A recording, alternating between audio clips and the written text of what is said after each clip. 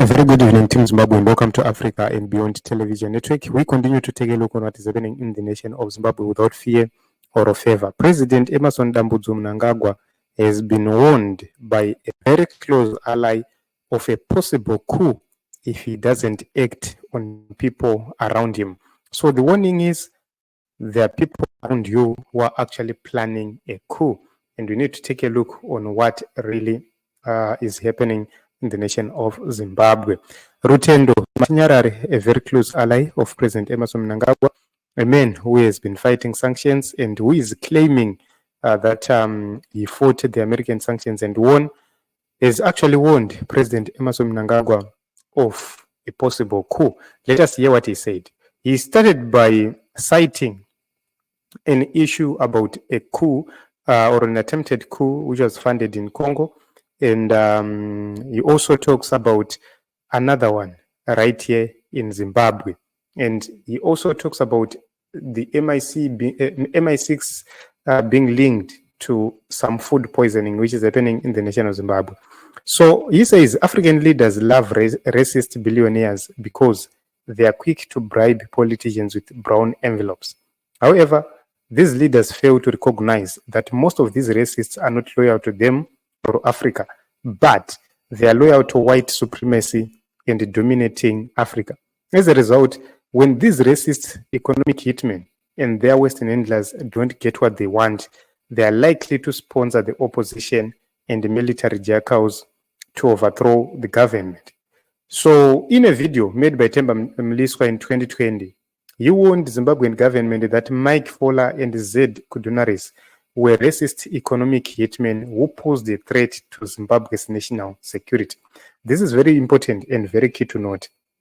He clearly indicates that the two gentlemen poses a threat to Zimbabwe's national security, and went on to say that through their company INSCO, they were erroneously allowed to control our entire food value chain, gold mining, the Reserve Bank of Zimbabwe, and by so doing, to capture government officials, anti-corruption officials, and law enforcers with impunity to their advantage. So this is a very grave claim made by Rutendo Matinyarare right here. It cannot go unchallenged, and it cannot go unreported. He is actually saying that whatever you see happening in Zimbabwe, the forces behind it is in INSCO. This is what he is actually insinuating right here. So we know that he has been fighting with INSCO for a very long time. And he is now coming to say the gold mining in Zimbabwe is controlled by INSCO. The entire food value chain is controlled by INSCO. The Reserve Bank, Renema Zigiria, is also controlled by INSCO, which means whatever they want to happen, it must happen. Which means no matter how no matter how you crafted the policies, nothing will happen from your policies. So he says, I myself have also warned the government that these men are implicated in various leaked reports as being linked to the British MI6. More ominously, they are feeding our people illegal toxic GMOs in a country that now suddenly has the highest cancer death rates in the world, according to the World Health Organization. So this is another issue. He's actually saying that the cancer which is rising in Zimbabwe is as a result of these companies. So these are the issues which they are actually fighting for, and we have seen them taking him into court for a very long time, and we are going to watch and see how this is going to end, because he's actually claiming to be exposing them, and everything else. Nevertheless, these men and their company continue operating with impunity because they are being protected by the powerful politicians they bribe. Yet they threaten Zimbabwean health, national security, and sovereignty. Congo was warned in the same way about Dan Getler for 4 years, and its leaders who were on the tech did not listen. I hope Zimbabwe's leaders will listen before the brown envelope cost us our sovereignty. If Dan Getler funded a coup in Congo, why can't those feeding our people illegal GMOs laced with poisons or what appear more like a biological and chemical weapons do the same to us?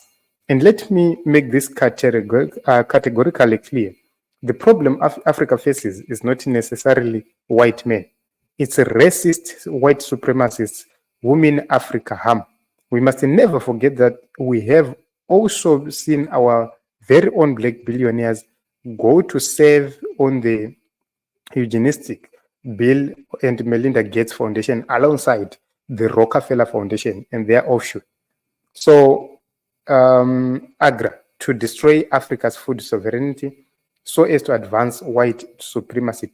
Two, we must be vigilant and recognize the enemy no matter the color of their skin. This is what Rutendo is saying. So, in other words, Rutendo is simply saying, kana vakuru vakasachenjera, zvakaitika kuCongo recently, zvikazotadzikana, there is a greatest possibility yekuti zvichaitika muZimbabwe. Imo muno matiri kurarama. And the major question is, will this happen? Or will those in charge actually listen to Rutendo Matinyarare? Or is simply ranting and nothing will happen? So why is it that they are actually fighting Rutendo Matinyarare? And it seems as if the courts in Zimbabwe are on his side, or are after him, or are against him. What is really happening? 100% correct. Why do you want Zim to be paid by the US? Deal with your mess in Zim. Okay, but the same Americans and British that you are condemning gave their blessings to Zim coup d'etat. No African or Western embassy condemned the coup. A fund, global agreement, was even created to compensate the white Rhodesian farmers who mostly with the same soldiers we fought. Yes, that is true. People who went to the liberation struggle, vakaendera mahara. The reason why I always say vakarwira mahara is because what they died for is what has been reversed. If Emerson Mnangagwa could compensate white farmers who claim kuti land ndeyavo yavakauya vakatibira, what stops these same people to actually go to the United Nations and start to fight the terror? Because they will label it a terror activity which happened, and they will say these were terrorists. You see, you know, some of these things, if we are to be logical, given the dynamics of this world, Western Cape, they are actually advocating for Western Cape independence. This is how they start these things, and the next thing you start to hear them coming to Zimbabwe, doing the same thing. And with all these crooked leaders, there is nothing we are going to do, because these crooked leaders, they've been exposed. They are running like headless chickens. They don't have ideas, and they want to actually benefit from the same people they accuse of colonialism. So you would see that there is something which is not being spoken. The truth is not being spoken in Zimbabwe. And I'm glad that Varukudzana Pachavo, Rutendo, I'm with you on this one, bro. Well articulated. So this is it in Zimbabwe. In this article, Rutendo Matinyarare claims that there is a great possibility that the same people who are controlling the economy of Zimbabwe, who are controlling the reserve bank, the gold mining, the food value chain, there is the greatest possibility that if they don't get what they want, they will sponsor a coup against Emerson Mnangagwa. So wait to see how Emerson Mnangagwa is going to respond. Is he going to respond, or he's going to ignore as usual?